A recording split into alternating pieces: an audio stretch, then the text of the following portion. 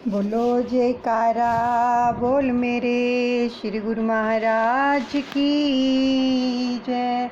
श्री परमहंस दयाल जी महाराज की जय। सभी एकाग्रचित होकर बैठेंगे, ध्यान अपने इष्ट देव के श्री चरण कमलों में लगाएंगे और हर श्वास श्वास के साथ सुमिरन करते जाएंगे। और ये भान जरूर कर लें कि प्रभु हमारे साथ हैं, हम प्रभु के हैं और प्रभु हमारे हैं। आगे का पाठ श्रवण करते हैं। 6वां स्कंद चल रहा है श्रीमद् भागवत जी का। सबसे पहले सतगुरुदेव महाराज जी के चरणों में लाखों करोड़ों बार दंडवत प्रणाम करते हैं। उनकी कृपा बरस रही है। राधे रानी और कृष्ण कन्हैया के चरणों में भी दंडवत प्रणाम करते हैं और आरंभ करते हैं पाठ का।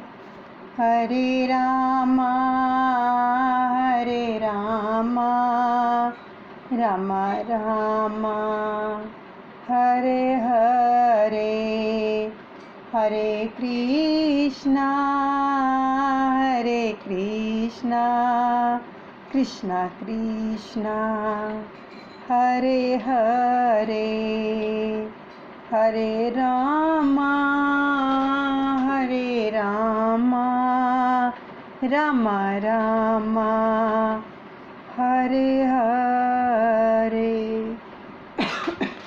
हरे कृष्णा कृष्णा कृष्णा हरे हरे।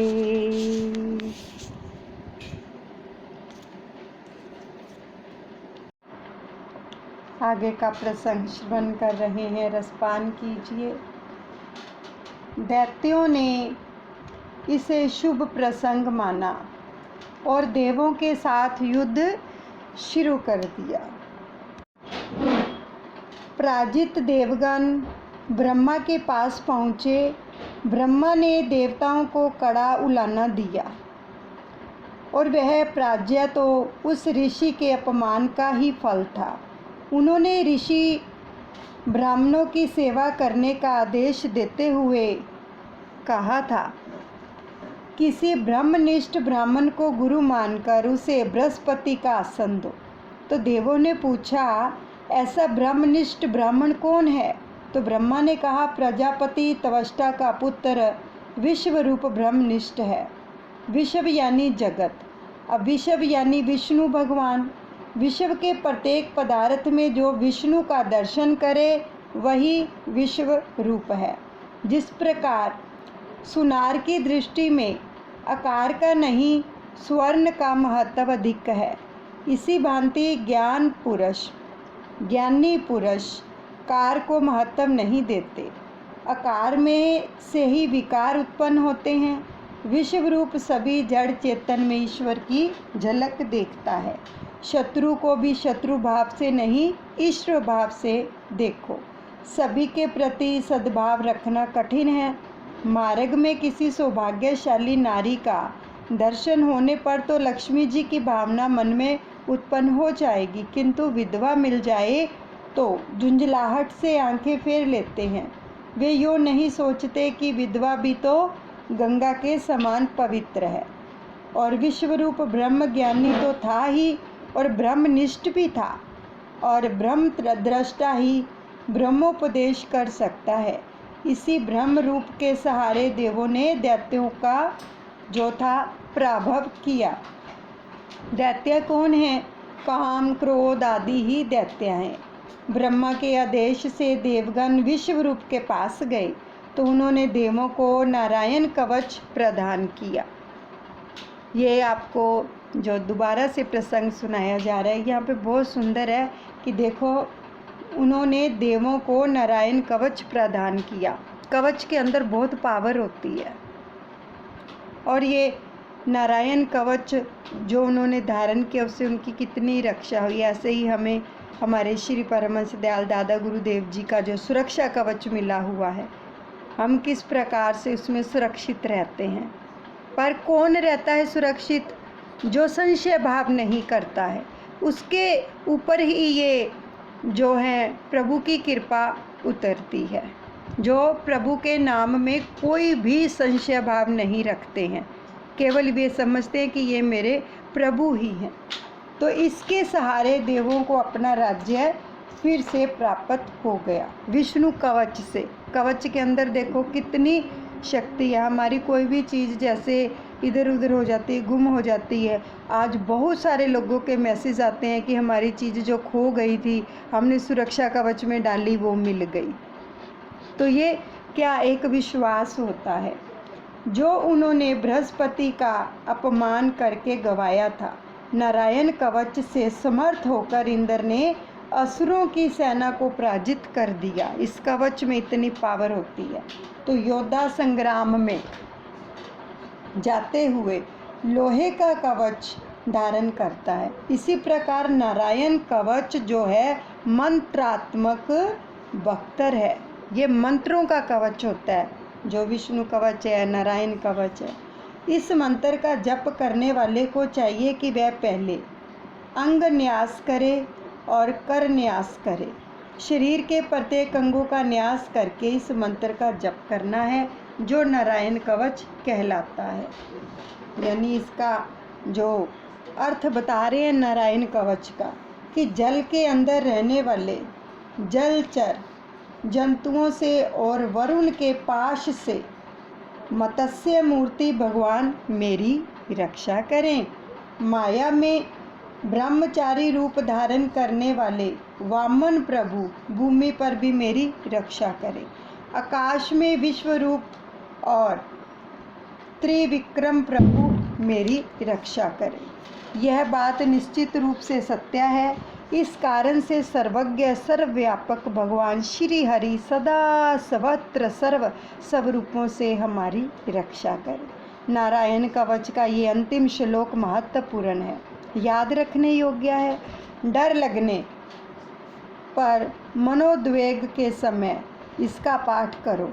मेरे एक ही भगवान अनेक स्वरूप धारण करके क्रीड़ा कर रहे हैं। स्वप्न में एक में से अनेक की उत्पत्ति होती है। स्वप्न का साक्षी कल्पित होता है और जागृत अवस्था में जो कुछ भी दिखाई देता है वह सब एक में से ही निष्पन्न हुआ है।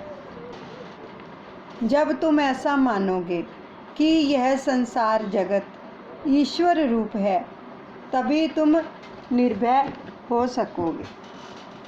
नारायण कवच का आश्रय लेकर देवों ने दैत्यों का नाश किया और स्वर्ग का राज्य भी उनसे प्राप्त कर लिया।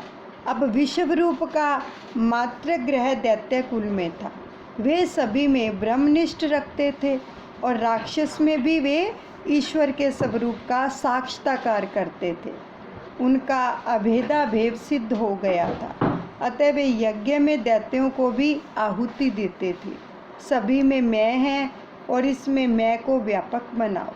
मैं को संकुचित करोगे तो दुखी होोगे। विश्वरूप की ब्रह्मनिष्ठा इतनी तो सिद्ध हुई थी कि वे राक्षस में भी ब्रह्मा के ही दर्शन करते थे। उनका मातृग्रह जो था असुर कुल में होने के कारण विश्वरूप चोरी छुपे असुरों को यज्ञ भाग देते थे।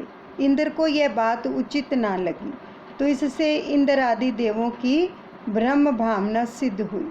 दैत्यों को यज्ञ भाग देने के लिए मना करने पर भी गुरु मानते नहीं थे, अतः उन्होंने इंद्र ने विश्वरूप का मस्तक काट दिया।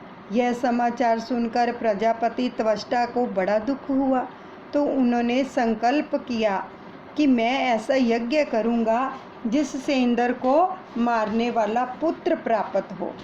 अब सकाम कर्मों में थोड़ी सी क्षति होने पर भी विपरीत फल मिलता है। सकाम कर्म जैसे मंत्र उच्चारण करते हैं, तो उसमें कोई गलत मंत्र का उच्चारण हो जाए तो उसका असर उल्टा हो जाता है। परमात्मा को प्रसन्न करने की इच्छा से कर्म करो। कोई भी काम करते हुए ऐसी इच्छा मत करो कि जगत में मेरी प्रशंसा होगी या जगत मेरी प्रशंसा करेगा। जगत ने तो श्री रामचंद्र जी की भी निंदा की थी। लोक कल्याण के हेतु से ही प्रभु राम ने मानव शरीर धारण किया था, कई प्रकार के दुख सहन किए थे, फिर भी जनता ने उनकी कदर नहीं की। तुम ऐसा ही निश्चय करो कि मेरे भगवान को जो कुछ भाता है वही मुझे करना है। काम कर्म में कोई थोड़ी सी भी क्षति अनर्थकारी होती है। अब निष्काम कर्म में क्षति क्षम्य है, पर सकाम कर्म में थोड़ी सी भी क्षति अक्षम्य होती है।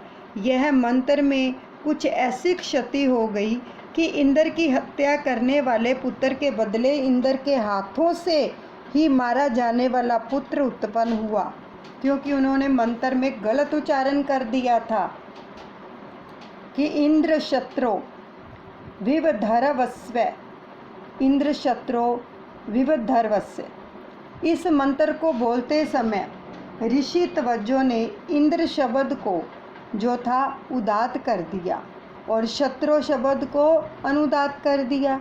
ऐसा होने से शब्दार्थ में परिवर्तन हो गया और परिणामत इंद्र घातक पुत्र की अपेक्षा इंद्र द्वारा मरने वाला पुत्र उत्पन्न हुआ। यही कारण है कि वेद मंत्र का अधिकार सभी को नहीं दिया गया। मंत्रोच्चारण या मंत्र पाठ में क्षति होने पर अनर्थ हो जाता है। केवल सात्विक विद्वान ब्राह्मण ही वेद का शुद्ध पाठ कर सकता है।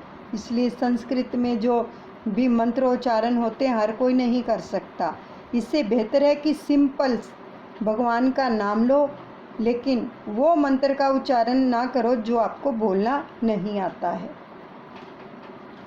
भगवान में कर्म की निंदा की गई, भागवत में कर्म की निंदा की गई है और भागवत शास्त्र में केवल भक्ति की ही महिमा हो और कर्म को गौण माना गया हो, ऐसी बात नहीं है। हाँ, सकाम कर्म को गौण माना गया है।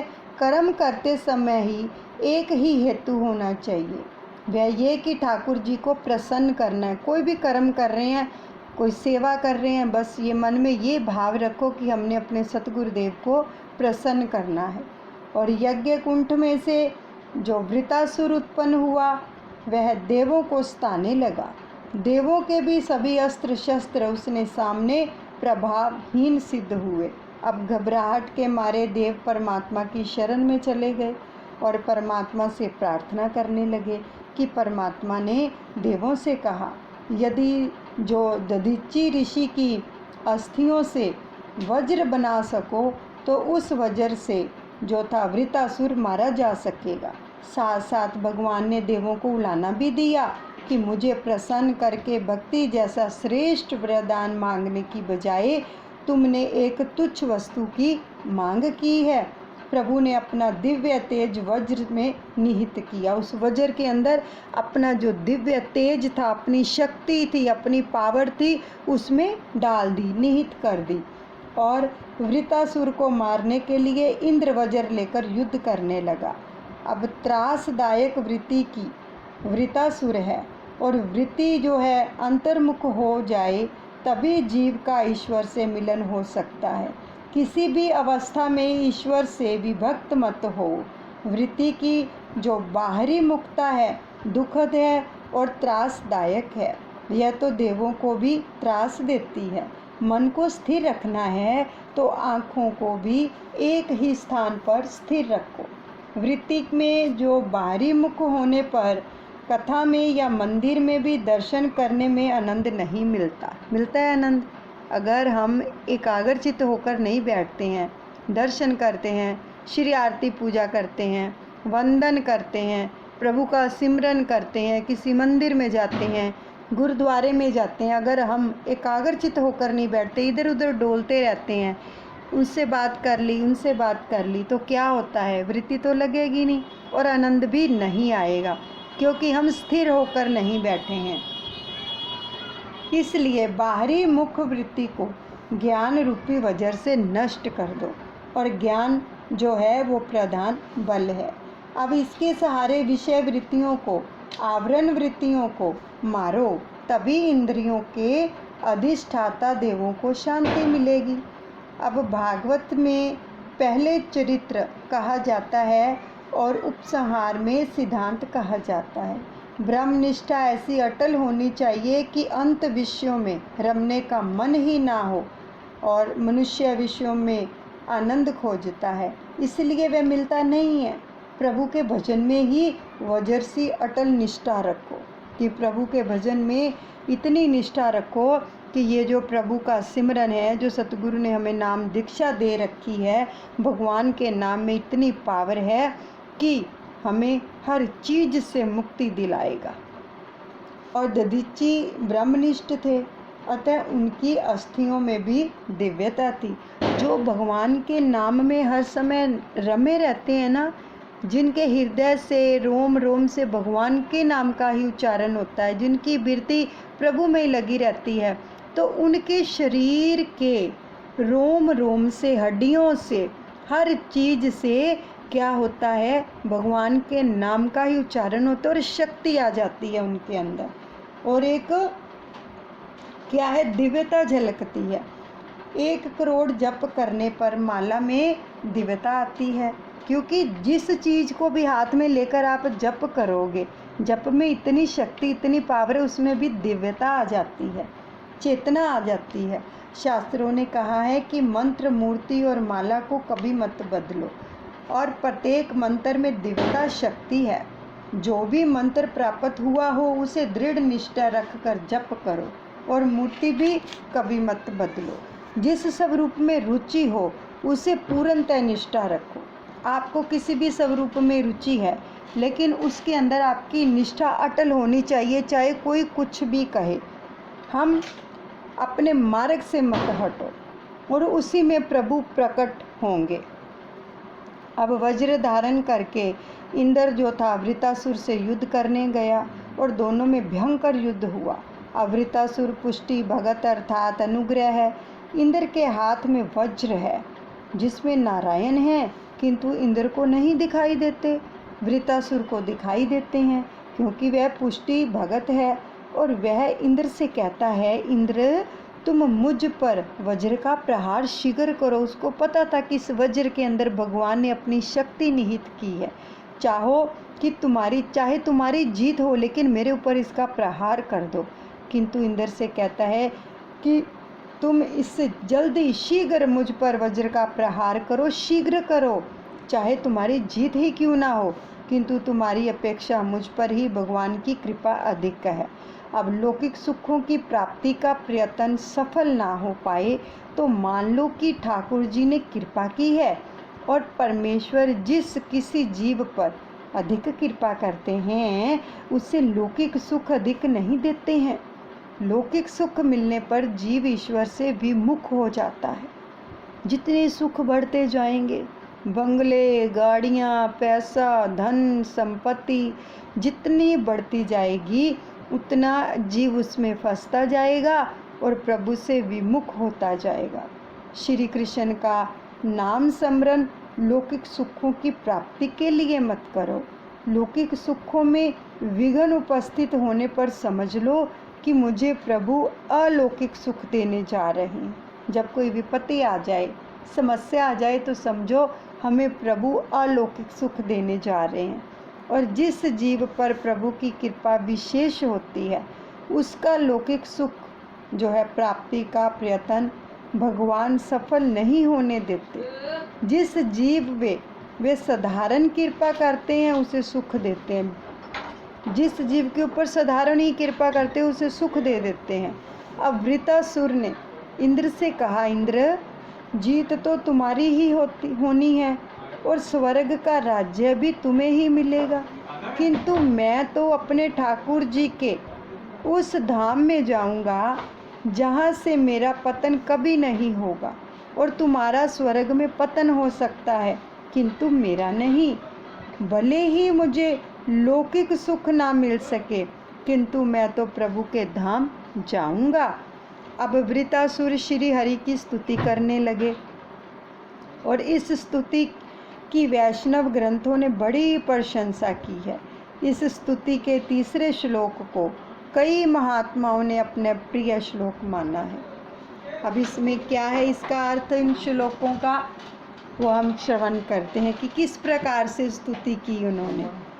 भगवान, प्रभु आप मुझ पर ऐसी कृपा करें कि जिससे आपके चरण कमलों के जो है सेवकों की अनन्य भाव से सेवा करने के अवसर मुझे अगले जन्म में प्राप्त हो सकें।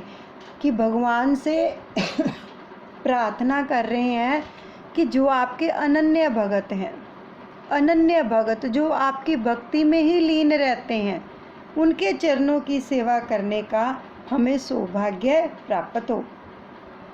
क्योंकि भगवान अपने भक्तों पर बहुत प्रसन्न होते हैं और जब उनके भक्तों के चरित्रों का गुणगान किया जाता है ना, तो प्रभु आप खुद विराजमान होकर अपने भक्तों के चरित्र को सुनते हैं। इतना प्रेम करते हैं अपने भक्तों से। और प्राण वल्लभ मेरा मन आपके मंगलमय गुणों का स्मरण करता रहे, मेरी वाणी आपका गुणगान करती रहे, मेरा शरीर आपकी सेवा में संलग्न रहे। हे भगवान, आपको छोड़कर तो मुझे स्वर्ग, ब्रह्मलोक, भूमंडल, रसताल, योग, सिद्धि और यहाँ तक कि मोक्ष की भी इच्छा नहीं है। आपकी अनुपस्थिति में इन सब का मैं क्या करूं? आपको छोड़कर मुझे कुछ भी नहीं चाहिए, ऐसी भावना होनी चाहिए।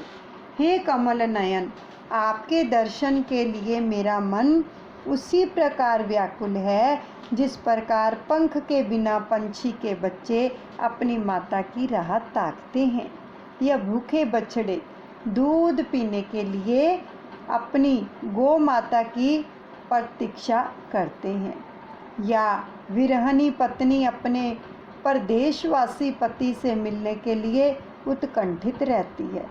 प्रभु मिलने की आतुरता कितनी उत्कंठ होनी चाहिए, यह इन दृष्टांतों के द्वारा बताया गया है।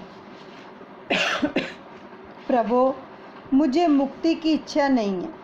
अपने कर्मों के फल स्वरूप मुझे जन्म मृत्यु के चक्कर में बार बार फंसना पड़े तो उसकी भी मुझे कोई परवाह नहीं है, किंतु मैं जहाँ जाऊँ, जिस किसी भी योनि में जन्म लूँ, वहाँ मुझे भगवान के प्रिय भगत जनों की जो है मैत्री मिलती रहे। मैत्री का मतलब है कि उनका साथ, उनका संग, वो मेरे मित्र हों जो आपके भगत हों।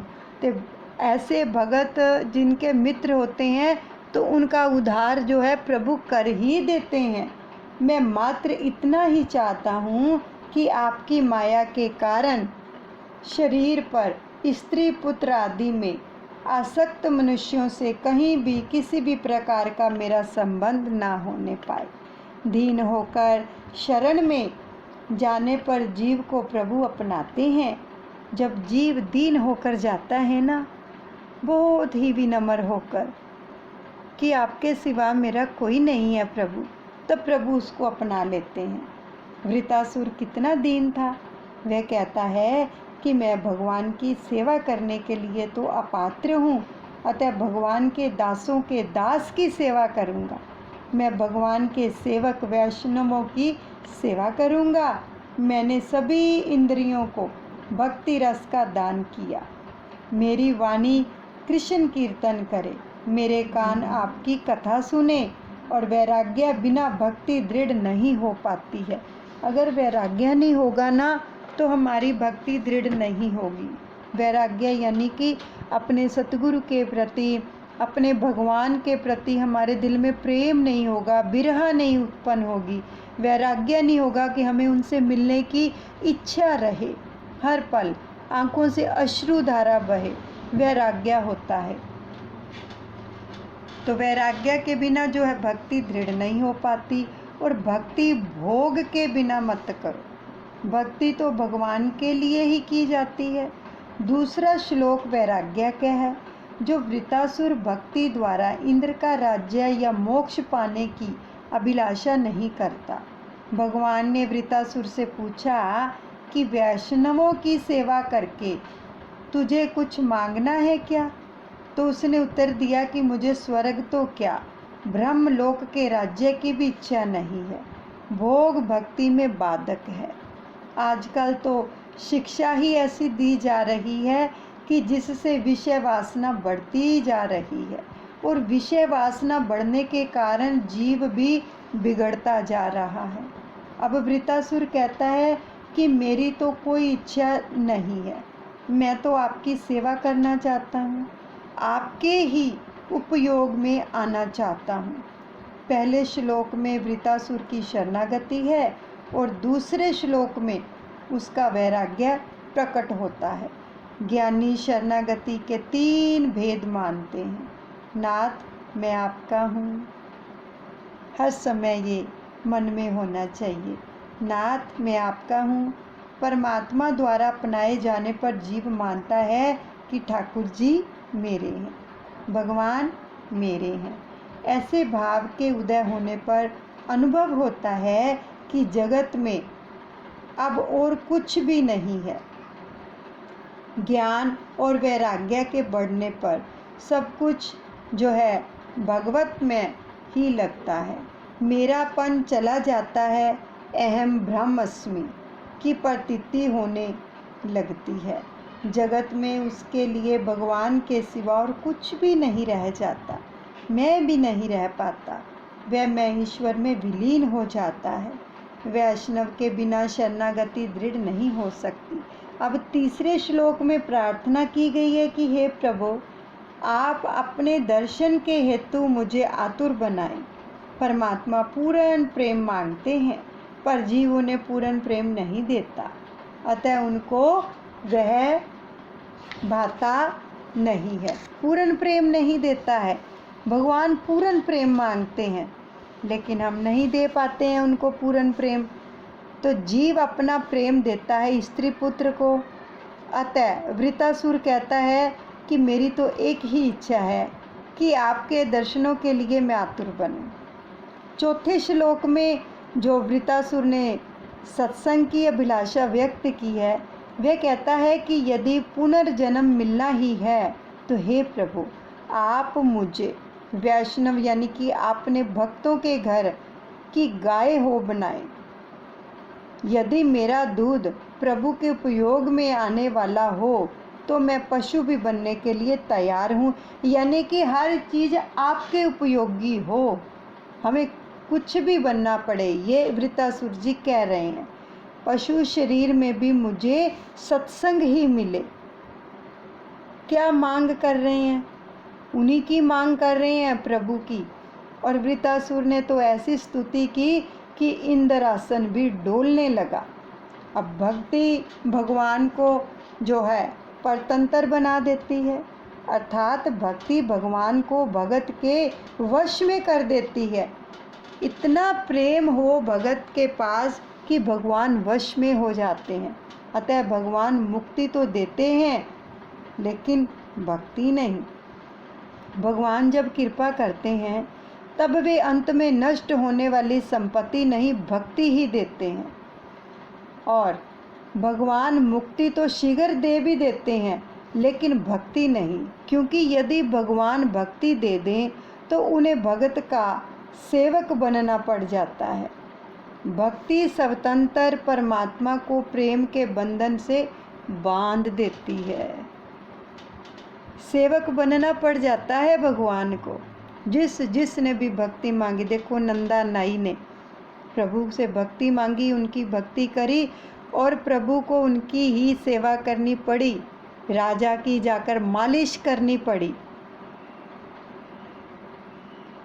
राजा सेन की नंदा नाई बने, नंदा नाई बनकर राजा सेन की मालिश करी। ऐसे प्रभु क्या है, उनको सेवकाई करनी पड़ती है। और जो बहुत ही अभिलाषी होते हैं ना, उन्हीं को ही प्रभु भक्ति देते हैं। जिनके हम कहते तो हैं हमें भक्ति दान दे दो, मुँह से कहते हैं, लेकिन अंदर में भक्ति के प्रति वो वैराग्य भी तो उत्पन्न हो कि हम मांग जो रहे हैं, क्या हमारी वो अवस्था है। प्रभु भी फिर देखकर ही देते हैं। स्तुति के समाप्त होने पर इंद्र ने वृत्तासुर का वध कर दिया। अब वृत्तासुर के शरीर में से निकला हुआ तेज भगवान शरीर में विलीन हो गया, क्योंकि उसमें भगवान की शक्ति थी वज्र के अंदर। उन्होंने अपनी शक्ति डाली थी, उसके अंदर अपना तेज डाला था, और जैसे ही उसका वध किया और वो भगवान के स्वरूप में ही, शरीर में ही विलीन हो गए वृत्तासुर। भगवान ने वृत्तासुर का उद्धार किया। छठे स्कंद में पुष्टि लीला का वर्णन है। भगवान ने वृत्तासुर की पुष्टि भक्ति प्रदान की, अर्थात उस पर कृपा की। अब परीक्षित ने पूछा, ऐसे महान भक्त होने पर भी वृत्तासुर को राक्षस योनि में क्यों जन्म लेना पड़ा? उसे ऐसी त्रिभरी भक्ति कैसे प्राप्त हुई? उसका पूर्ण वृत्तांत क्या है? तो सुखदेव जी वर्णन करते हैं कि राजन सुनो, वृत्तासुर अपने पूर्व जन्म में चित्रकेतु नामक राजा था और उसकी रानी का नाम था कृतधुति। उसके संतान नहीं थी। तो यह शब्दार्थ नहीं है, लक्ष्यार्थ में से काम लेना चाहिए। जो चित्र विचित्र कल्पनाएं किया करता है वही चित्रकेतु है, बुद्धि ही कृतधुति है। अब मन अनेक विषयों का विचार तो करता है, उस विषयकार स्थिति में चित्रकेतु का जन्म होता है। मन में जन्मे हुए जो बाहर के चित्र ही भजन में विघ्न करता हो जाते हैं। एक बार राजा चित्रकेतु के घर में जो थी अंगिरा ऋषि पधारे और राजा ने उनसे पुत्र मांगा। अब अंगिरा ऋषि ने राजा से कहा, पुत्र के माता पिता को भी शांति कहाँ है? तेरी कोई संतान नहीं है, यही अच्छा है। राजा के मन में संसार के कई चित्र जम गए थे, अतः उसने दुर्ग्रह किया और ऋषि की कृपा से उसके घर में पुत्र ने जन्म लिया। अब राजा की और भी पत्नियां थी। अब ईर्ष्यावश किसी भी माता ने उस बालक को विष दे दिया, अतः उसकी मृत्यु हो गई। यह देखकर चित्रकेतु और कृतधुति रोने लगे। ऐसे शोक के समय वहाँ अंगिरा ऋषि के साथ नारद जी आ गए। तो पुत्र की मृत्यु पर राजा रानी को विलाप करते देखकर नारद जी ने उन्हें उपदेश दिया कि अब पुत्र के लिए रोना व्यर्थ है, अब तुम अपने लिए आंसू बहाओ। वह पुत्र जहाँ गया है वहाँ से वापस नहीं आएगा। पुत्र 4 प्रकार के बताए गए हैं। जो है शत्रु पुत्र, पूर्व जन्म का कोई वैरी ही संतानने के लिए पुत्र रूप से आता है। ये 4 प्रकार के पुत्र बताए गए हैं। आगे है ऋणानुबंधी, यानी पूर्व जन्म का ऋणदाता अपना बकाया वसूल करने के लिए पुत्र रूप में आता है। अब उदासीन पुत्र, जब तक यह अविवाहित होता है कि जब तक उसकी शादी नहीं होती तब तक वह माता पिता के साथ रहता है। माता पिता से ना तो कुछ लेता है और ना उन्हें कुछ देता है। ऐसा पुत्र विवाहित होने पर माता पिता से पृथक हो जाता है। माता पिता की यह इच्छा रहती है कि पुत्र का विवाह होने पर उसके 4 हाथ होंगे और वह उनकी सेवा करेगा, पर यह सोचते ही समय यह भूल जाता है कि 4 हाथ होने के साथ 4 पग भी तो हो जाते हैं। विवाह के बाद मनुष्य अधिकतर पशुवत जीवन ही जीता है।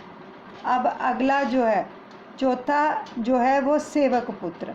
पूर्व जन्म में किसी ने सेवा पाई हो, अतः वह इस जन्म में सेवा करने के हेतु पुत्र रूप में आकर सेवा करता है।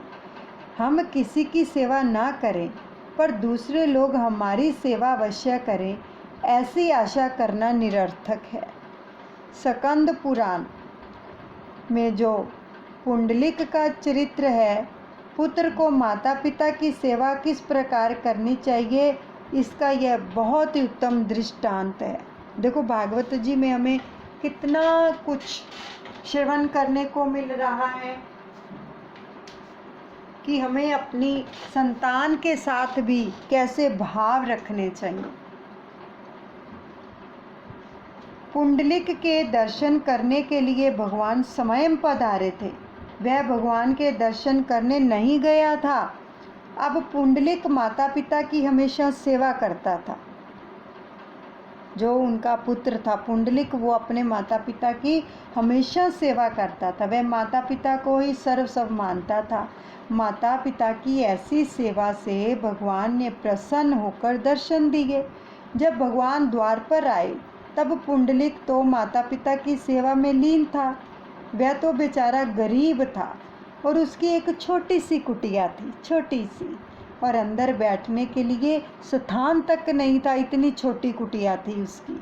देखो, तो भगवान बाहर ही खड़े खड़े पुंडलिक की प्रतीक्षा करने लगे।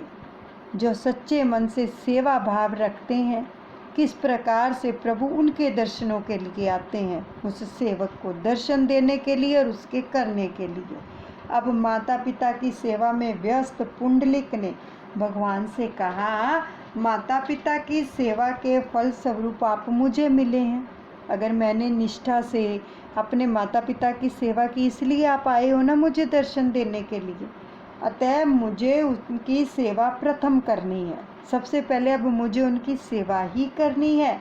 और उसने एक ईंट फेंकते हुए भगवान से कहा, घर में ईंट पड़ी होगी, वो ईंट बाहर फेंक दी और भगवान से कहा, मैं जब तक माता पिता की सेवा पूरी ना कर लूं तब तक आप इसी पर खड़े रहिए। देखो, तब तक आप इसी पर खड़े रहिए।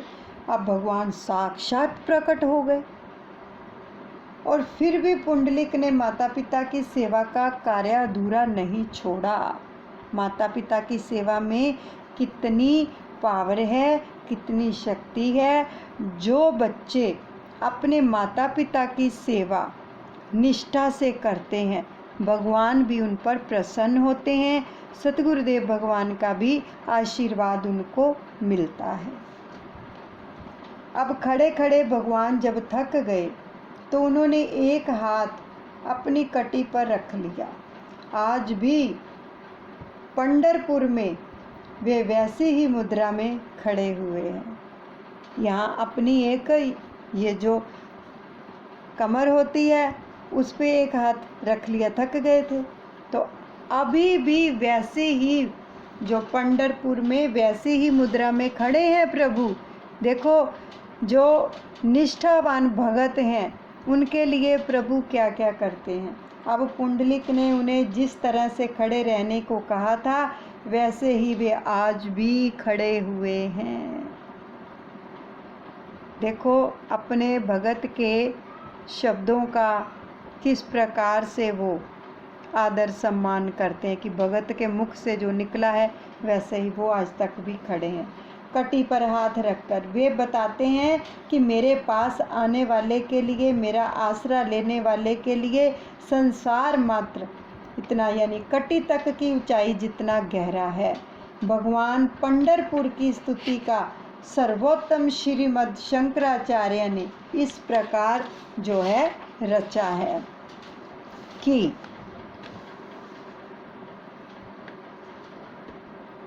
भाव बदे पर नाम इदम, किंतु किसके लिए? जो भगवान का बन जाए उसके लिए। नारद जी राजा चित्रकेतु से कहते हैं, राजन, तुम्हारा शत्रु ही पुत्र बनकर जन्मा था, अच्छा हुआ वह मर गया, तुम्हें तो आनंद मनाना चाहिए। घर, धन, पत्नी, विविध ऐश्वर्य, शब्द आदि विषय, राज्य, समृद्धि, सेवक, मित्र जन, रिश्तेदार आदि सभी शोक, मोह, भय और दुख के दाता हैं। ये सभी नाशवान हैं। जीव के तो हजारों जन्म हो गए हैं और हो रहे हैं और होंगे आगे। इनमें कौन किसका सगा और कौन किसका संबंधी है। जिस प्रकार जल प्रवाह में बालू के कण कभी इकट्ठे होते हैं और कभी बिखर जाते हैं, उसी प्रकार समय के प्रवाह में संसार के प्राणी इकट्ठे होते हैं और बिछुड़ भी जाते हैं। जब तक मृत राजकुमार की जीवात्मा को लाया गया तब वह किसी को भी पहचानता नहीं था। उसने कहा, मेरे तो हजारों जन्म हो गए हैं, मैं उनमें से कौन कौन से जन्म के माता पिता को याद रखूं। और ऐसा कहकर वह जीवात्मा चली गई। जब राजा के पुत्र को बुलाया गया, उसकी आत्मा को, क्योंकि राजा जो था विचलित हो गया था, राजा रानी दोनों रो रहे थे, तो इसलिए उसकी आत्मा को बुलाया गया। और उसके पुत्र ने क्या कहा कि मेरे तो हजारों जन्म हो चुके हैं, मैं किस माता पिता को पहचानूं, मैं नहीं पहचानता कि मेरे माता पिता कौन है, किस किस को याद रखूं मैं। तो इसलिए ये कहकर वो जीवात्मा चली गई। अब नारद जी ने कहा, राजन तुम किसके लिए रो रहे हो? वह तो तुम्हारी ओर दृष्टि करने को भी तैयार नहीं है, फिर भी तुम शोक कर रहे हो। अब नारद जी ने चित्रकेतु को दिव्य ज्ञान दिया और तत्वोपदेश दिया तथा जो था संकर्षण मंत्र का भी उपदेश दिया। इसके पश्चात चित्रकेतु राजा ने तपश्चर्या की और भगवान के नाम का जप किया, अतः उसे भगवान के दर्शन हुए। उसके सारे पापों का क्षय हो गया, वह महाज्ञानी और महासिद्ध हो गया और भगवान ने उसे पार्षद बना लिया। एक दिन चित्रकेतु आकाश में विहार कर रहा था। वह घूमता फिरता कैलाश धाम आया और वहाँ उसने देखा कि पार्वती जी शिव जी की गोद में बैठी हुई हैं। यह देखकर उसके मन में कुभाव जागा। विषय वासना में से चित्रकेतु का जन्म होता है। प्रत्येक स्त्री पुरुष को नर नारायण के रूप में देखने पर वासना उत्पन्न नहीं होती है। जिसको भी हम देखें, पति पत्नी को, या कई बार कोई भी जोड़ा बाहर होता है किसी भी प्रकार से, उसको क्या है यहाँ पे बताया गया है कि नर नारायण के रूप में ही जो है देखने पर वासना उत्पन्न नहीं होती, उनको नारायण का रूप ही समझे। अब चित्रकेतु ने संसारिक भाव से शिव पार्वती को देखा, उन्होंने संसारिक दृष्टि से देखा। भगवान हैं तो भगवान, लेकिन उन्होंने संसारिक दृष्टि से देखा तो उसका भी फल भोगना पड़ा। देखो यहाँ पर बहुत ही सुंदर वचन आ रहे हैं कि देखने मात्र से अगर मन के अंदर विचार भी आ जाता है ना किसी के प्रति, तो उसका फल भी भोगना पड़ता है। इस चरित्र से स्पष्ट होता है कि बिना ज्ञान की भक्ति व्यर्थ है। अगर आपको ज्ञान नहीं है कि भगवान को भी हम कैसे देख रहे हैं, मात्र सगुण के साक्षात्कार से मन शुद्ध नहीं होता है, साक्षात्कार से मन की चंचलता नष्ट नहीं हो पाती। सगुण और निर्गुण भक्ति के होने पर ही जीव शिव बन सकता है। चित्रकेतु शिव पार्वती को लौकिक दृष्टिवश काम भाव से देखने लगा तो उसका पतन हुआ। इसलिए भगवान के नाम के अंदर भी कभी संशय भाव मत लेके आओ। ये भागवत जी में वचन आ रहे हैं, इनको अच्छे से पकड़ो कि भगवान के नाम के अंदर भी संशय भाव नहीं लाना चाहिए कि अगर मान लो कोई भगवान का नाम जैसे भी ले रहा है, जैसे भी कोई भक्ति में लगा हुआ है, उसे लगा रहने दो। कभी भी उसकी बुराई मत करो कि ये क्या कर रहा है, ये ऐसे नाम क्यों ले रहा है। हमें कुछ नहीं बोलना, क्योंकि इन कर्मों का फल भी भोगना पड़ता है। क्योंकि भगवान का नाम जिसकी जीवा पर जैसे भी आएगा, वो उसकी कृपा के बिना तो नहीं आ सकता ना। उसकी कृपा के बिना कोई उसका नाम ले सकता है, चाहे कोई जैसे भी ले रहा है। लेकिन अगर उसमें भी हम वाद विवाद खड़ा कर देते हैं, तर्क वितर्क करने लग जाते हैं, तो आप ये सुन रहे हो कि किस प्रकार से हमें कर्मों का फल भोगना पड़ता है, हमारे कर्म फल कैसे भारी हो जाते हैं। तो इसलिए सबको एक ही दृष्टि मात्र से देखना चाहिए कि ये प्रभु ही है, ये नारायण का रूप है, ये मेरे गुरुदेव का रूप है, और उनको नमन कर दो। मन के अंदर कोई संशय भ्रम मत लेके आओ जिससे हमारे कर्म भारी ना हो। तो छठा स्कंद हम जो है उसको यहाँ पर विश्राम देते हैं, बाकी का हम जो है आगे श्रवण करेंगे। हरे रामा रामा रामा हरे हरे हरे कृष्णा कृष्णा कृष्णा हरे हरे। श्री राधे गोविंदा गोपाला तेरा प्यारा नाम है। श्री राधे गोविंदा गोपाला तेरा प्यारा नाम है। गाओ प्रेम से, अपनी जीवा को पवित्र करो। गोपाला तेरा प्यारा नाम है, नंदलाला तेरा प्यारा नाम है। श्री राधे गोविंदा गोपाला तेरा प्यारा नाम है। हरे रामा रामा रामा हरे हरे हरे कृष्णा कृष्णा कृष्णा हरे हरे। बोलिए सतगुरुदेव भगवान की जय। कृष्ण कन्हैया लाल की जय। राधे रानी की जय। सतगुरुदेव भगवान के चरणों में अर्पण करते हैं। अनुचित क्षमा करें और त्रुटियों की ओर ध्यान ना दें। प्रभु क्षमा करें।